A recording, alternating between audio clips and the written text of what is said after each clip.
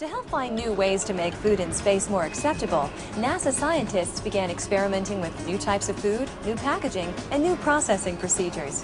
To help us understand how food is now prepared and packaged for spaceflight, Tonya St. Romain spoke with Connie Ertley at Space Food Systems Laboratory at NASA Johnson Space Center.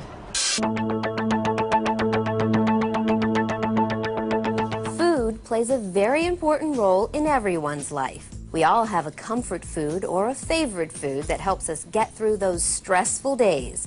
But many of us also have foods that we find objectionable for cultural reasons or simply for the way it tastes. This is true for astronauts in space as well as for us down here on Earth. But in the confines of a spacecraft, your food choices are somewhat limited. Because food is much more than just sustenance, affecting our mental happiness as well as our physical abilities, NASA researchers have worked hard to prepare meals that astronauts look forward to eating. But space is a unique environment, so the food not only has to taste good, it also has to have a long shelf life, it has to be able to be stowed effectively, and it has to be able to withstand the rigors of space. To help us understand exactly what goes into preparing food for space, I spoke with Connie Ertley in the Space Food Systems Laboratory at NASA's Johnson Space Center. Food for the astronauts has changed extensively over the years. The days of mercury are certainly gone. Cubes and tubes are no more. Astronauts eat a food system that's very similar to what they eat here on Earth. It's very familiar, all kinds of food items. They can eat steak, shrimp cocktail, chocolate pudding cake, you name it. They eat all kinds of food. Here we have peanut cubes and sugar cookie cubes. How do you eat these, or what? Well, again, these are from very early in the space program, and so these packages would be cut open. They would put these cubes in their mouth and consume them. These are one of the not so appetizing things, and this is how far our food has advanced. The only thing that they have now that they just cut open and pop in their mouth would be something like candy-coated peanuts or cookies or something like that. The rest of these food items, rehydratables, have to be rehydrated and heated before consumed. These types of food items, they also are heated before they're consumed, and they're just simply, pouches are cut open with a pair of scissors, and the astronauts eat right out of it with regular utensils, so it's just like eating at home.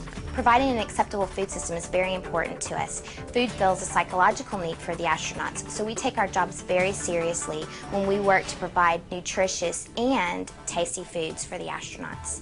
So visual aspects of food is very important, as is taste. Food has to taste and look good for someone to want to eat it. So we take that very seriously. We've changed that from the beginning days, from tubes and cubes, and we provide things from tomatoes and eggplant and butterscotch pudding all the way to peanut butter and cinnamon rolls. When developing, we don't just have something that meets the astronauts' nutritional needs. It has to look good and taste good, and when they open a pouch, you want them to smell, oh, that smells just like meatloaf, and that takes me home. Connie, how many items are in the menu? We have over 250 different food items on our food list, a huge variety of foods. All of these foods are shelf-stable food items. They do not need to be refrigerated or frozen. That is the driving factor in our food system. We have freeze-dried foods. Freeze-dried foods make up a big portion of the food system, specifically on the space shuttle. They are foods that have had the moisture removed, and before they can be consumed, they have to add water added back to them. And the labels on the food give the astronauts instructions on how to rehydrate the food properly. This is our most favorite dish, shrimp cocktail. We add 3 ounces of cold water from the galley, and you can see the little rotary dial where you select the amount of water. And you see 2 switches there. The yellow is the hot and the blue is the cold. Then you kind of squish the water into the shrimps and wait about 10 minutes for the shrimp to totally rehydrate. And it actually comes together and forms a nice sauce. Now on Earth you might eat with a knife, spoon, and forks. In space, scissors and a spoon is all you need. And we use the scissors to open up the food tray. And one of the features of all of our food is it has a lot of heavy sauce, which kind of holds it together. And then we just use our spoon, and because of the sauce, it doesn't float away. The surface tension holds it there. It's real nice. Okay, so we have a little Italian vegetables here, but we've got chicken. How do you not need to refrigerate the chicken salad? Because the moisture has been removed in the food, that's what renders it shelf stable. There is nothing there that would spoil. And when you add water to these, do they grow? Do the sizes grow like a sponge? Slightly. There is a vacuum on all of these packages, so all the oxygen has been removed from the package, and that also helps extend its shelf life. So water is introduced through this septum, and it does fill out this pouch. This actual portion won't expand. The pouch will expand a little bit once that moisture is introduced, but this is the actual size.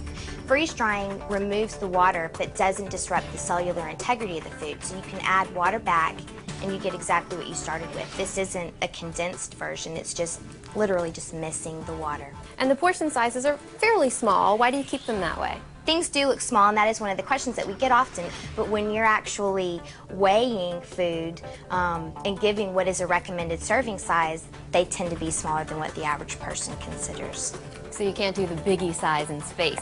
No supersize, that's right. And so there are no leftovers. That's very important. What they do have in a serving size, they do need to consume it, because what they don't consume out of a package, that becomes trash, and that becomes something that has to be maintained, and not to mention, it could smell. If you don't eat an entire, say you're eating tuna fish and you don't eat an entire package of tuna fish, that's a smell you're gonna have to live with for a long time, so it's to your advantage to consume the entire contents of the package. And this is interesting. There's a cinnamon roll in here. There is a cinnamon roll in here.